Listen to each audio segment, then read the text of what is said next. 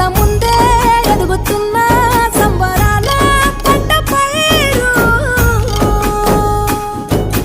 వంద గడపల మందన పల్లె గోడ గట్టని గూడు నా పల్లె చెరువుల తుల్లటి జల్ల షాపోలే